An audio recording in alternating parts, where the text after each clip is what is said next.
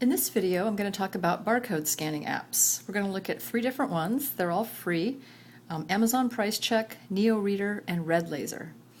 So I'm showing you these on my iPad, but normally I would use them on an iPhone because it's a smaller item to carry around in your pocket. But I'm using the iPhone as my camera to make this video, so that's why I'm showing them on the iPad. Now, obviously, you will need a device that has a camera in it, so that's the newer iPad, the newer iPod Touch, or an iPhone in order to use these apps because they use the camera. So let's start with Amazon Price Check. So I just have the iPhone app double-sized on my iPad here. With this, imagine you're in a store somewhere and you see a book or another item and you want to find out if the price is cheaper on Amazon. So that's kind of sad for independent bookstores, but that's the way the world is. So you can either scan the barcode, take a picture of it, or talk to it. So let's try it. I'll do the barcode scanning thing here. And here's a book that I just pulled off my bookshelf called Vegetarian London. And I'm going to try to hold it far enough behind here. In the real world, it's easier because you can hold your phone, but I'm trying to stretch my arm out here. Let's see if I can scan it. There it goes.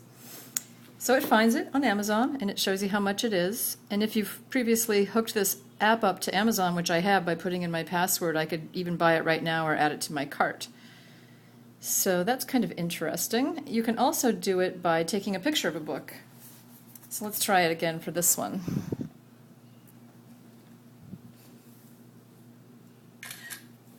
Okay, let's see if it'll find it that way. Okay, it found it. It actually found the 2008 edition, which is close enough. Maybe it's nice that there's newer ones. So, you can do it that way too. And one more thing you can do is you can talk to it. So let's see if it'll recognize my voice. Vegetarian London. Okay, it found it here. And the same edition number from 2005. It also finds like used ones. So once you've found it, you can hit this to email it, post it to Facebook or Twitter. So that is the Amazon Price Check. It's pretty handy. There's 3 different ways to input. Now let's take a look at another kind of barcode scanning called a QR scanner. So we're going to use one called Neo Reader. And you may have heard about QR codes. They're square 2-dimensional codes that look like this. You're starting to see them around now in magazine ads and billboards, people's business cards, all over the place. They're more popular in Japan than they are here, but they're starting to get a lot of uptake here. And what's nice about this is anybody can create one of these, and I'll show you how to do that in a minute. And then you can post them on posters or anywhere, and when people see them, they take their phone out and they snap it with a special app, like this one I'm going to show you, and it brings them to a URL, or it can bring up a phone number for them to dial, or a text message, or just some plain text, or it can bring up a Google map. So it can do a lot of things. It's a real easy way to have someone shine their camera at something and then make the phone do something. So I'm just going to take this QR code that I made and stick it where the camera can see it. Oh, found it right away. And then hit continue. And what that barcode had in it was a URL for a book on Amazon that I previously saved and turned into a URL. So that's a nice way to bring people right to a book. So you might wonder, how do you make these QR codes? Well, there's a lot of different tools out on the web that let you make QR codes. So if you Google for how to make a QR code, one of the links that comes up is this story from the New York Times called Make a Quick QR Code. And from here I found a few different sites. One of them is called Deliver. They all work pretty well, but I kind of like this one called Deliver. It's delivered, DELIVR.com. And they have a QR code generator here. So what you can do is if you're going to put in a URL, you can just type it here. That's my personal website. And then you can tell it how big or small you want the QR code to be, and then hit generate. And there it is. So I could, take a screenshot of that, print it out, or I could just download it by clicking one of these links. Now, not only can you embed a URL in a QR code, but lots of other things too. So it's pretty cool. Like you can put an email address or a phone number or a bunch of contact info. People do that on their business cards sometimes. Let's try the Google Map one. I'm going to put in the address of MIT, the main address.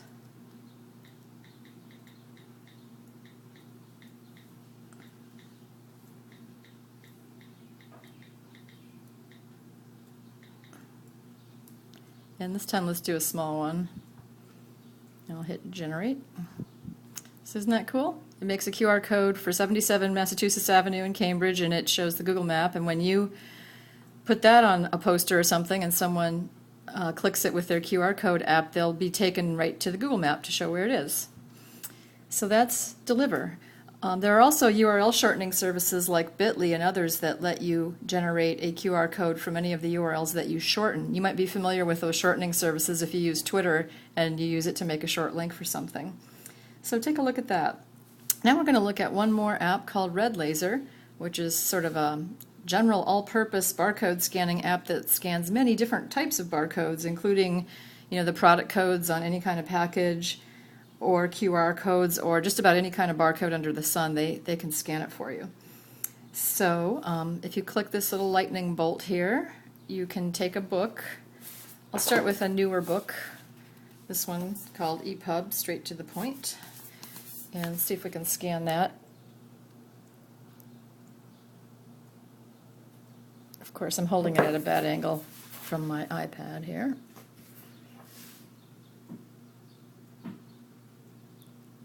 There we go. You can see some of these are a little touchy. You have to hold it just right. And look, it found the book. And what it does is it searches a bunch of different things, like a lot of used bookstores, so that you can do a price check, Google search results, so it finds all these different stores, and local search for like local stores. And the thing that's interesting about this one is they have WorldCat talks to it through this thing called local libraries. So it found one local library, Emerson College in Boston, that has the book, and from there you can click See Website and it goes right to that record in their library catalog. So that's pretty interesting that they're hooking up with WorldCat. Let's try a different book. Here's an older book called Improvisation in the Theater.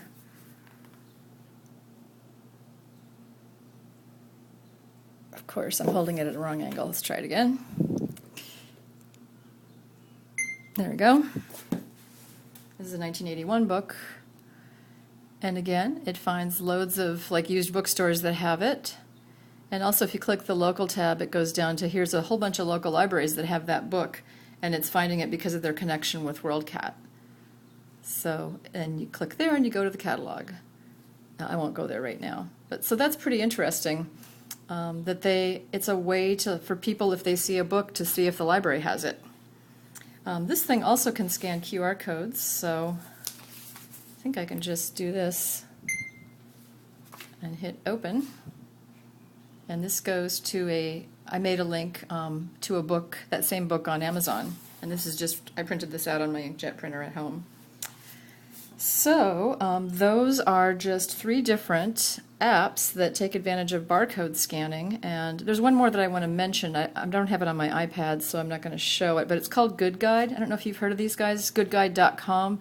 They have this huge database where they rate products according to environmental, green, and ethical standards for different things. So this is a kind of a fun one, like if you're in a store and you want to scan it.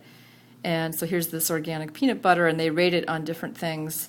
If you have the iPhone app Good Guide, it'll bring you right to the ratings, and you can see which products are the most environmentally friendly. So that's kind of a fun one, too. So give barcode scanning apps a try. It really shows you that the phone can be used as sort of a bridge between the physical world and the virtual world by using these and by using the camera as input. So that's why I'm really glad the newer iPad has a camera and the new iPod Touch has a camera, because it lets you use a whole world of these type of apps that use the camera in creative ways.